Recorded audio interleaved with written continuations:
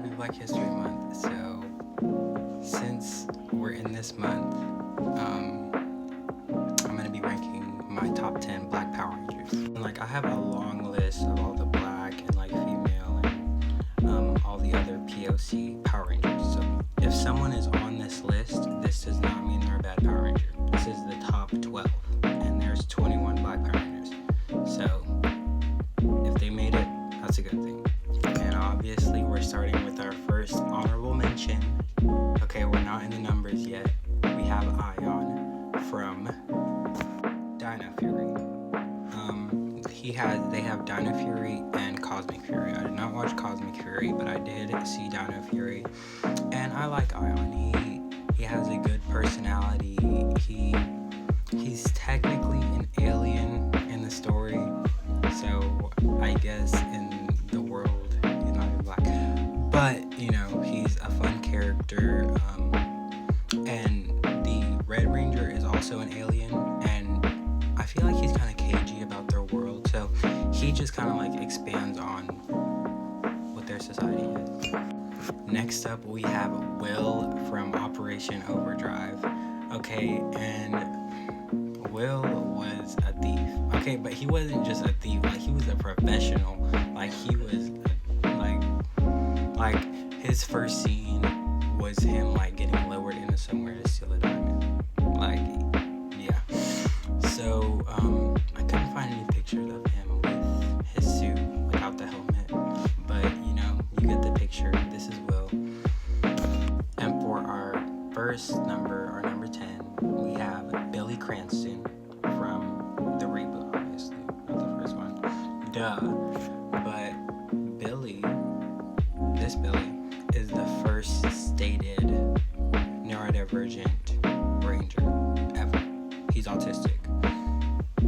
And I feel from all the different races and ages and all the different kinds of rangers we've had, and the point of Power Rangers being inclusivity. And usually in media, black people just get to be one thing, and it's nice to see a black neurodivergent person, because there are black neurodivergent people. Okay, next up we have Tanya Sloan. And I know the character is not a black American, but the actress is. And after her original arc, that's pretty much how she's portrayed.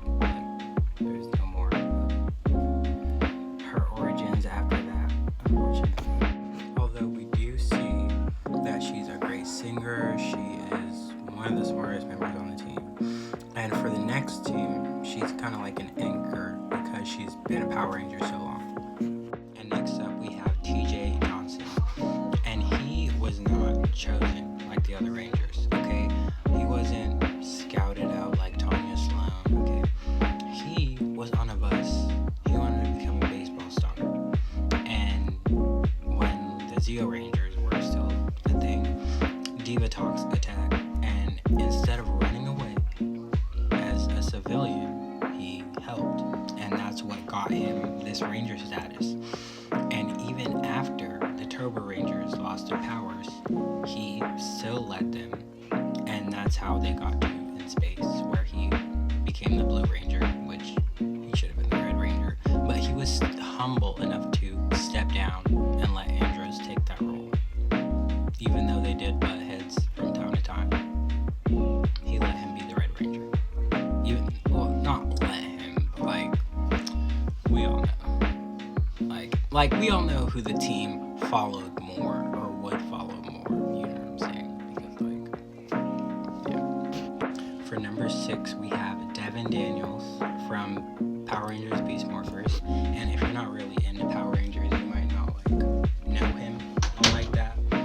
But Devin is a great leader, okay? Because the people that were supposed to be the Red and Yellow Ranger, they became evil, and they were Psycho Rangers, essentially.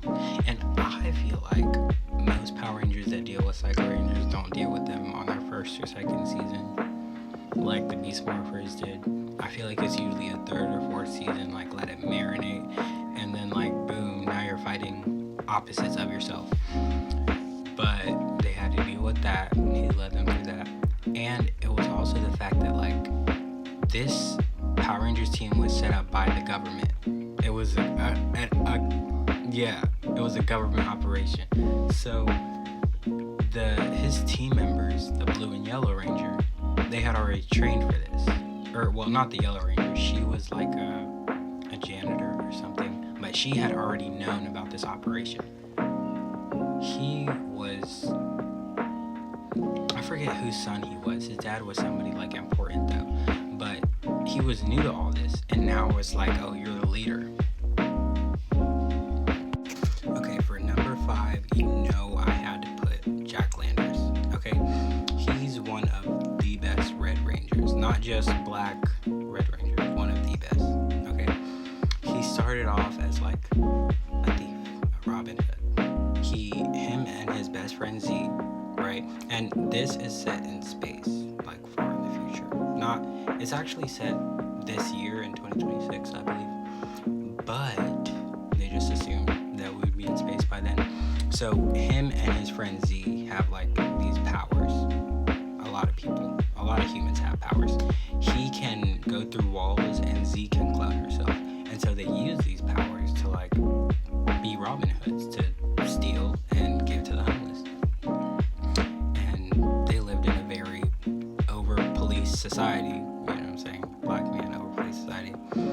And they get arrested. And instead of being faced with jail, he's offered to be the Red Ranger. And this is a big deal because the Blue Ranger, his whole life, he's been training to be the Red Ranger, and his dad was the Red Ranger. Like, he's a Nepo baby. He has a nepotism thing. Like, he's been training, but he gets to be the Red Ranger. So, and he nails it. It's like, why would he not be? You know what I'm saying? Like, he doesn't just, like, he also proves why he just has the character to be the Red Ranger. Not everybody can be a Red Ranger.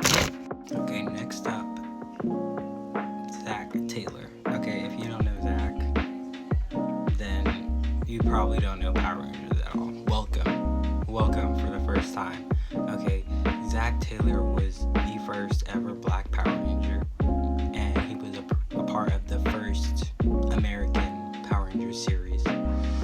And people forget that, you know, because of the timing of this, he is the first black superhero to air on television. He's before everybody else. And as a black superhero, he's not your stereotype. He's not the nerdy, you know, shy guy. He's not the super loud, obnoxious. But you know, he is still black. You know, he has things about him that are,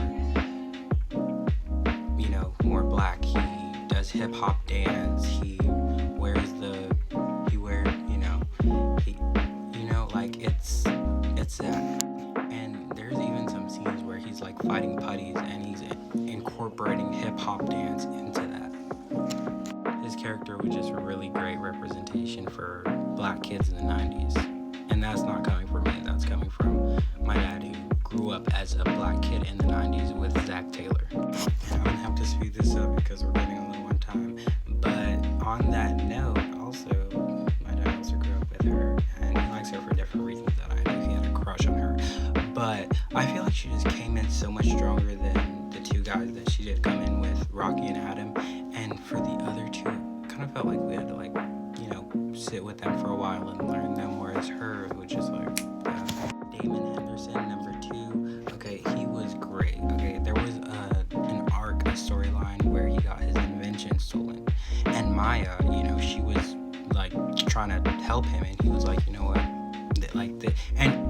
he wasn't saying it, but he was saying like, this is bound to happen. You know what I'm saying? And he wasn't happy with it, but it taught me a lot. And for number 1, we have Shelby Watkins. If you don't agree, you can argue in the comments with me, but she was one of the strongest Pink Rangers, one of the strongest Black Rangers, one of the strongest female Rangers. She was the only female Ranger on the team for a long time, and she had that against her. And they really had an episode where like she fought through, you know, her fear and being like the damsel in distress, and I really like how they like went into that. So Shelby, you're up there.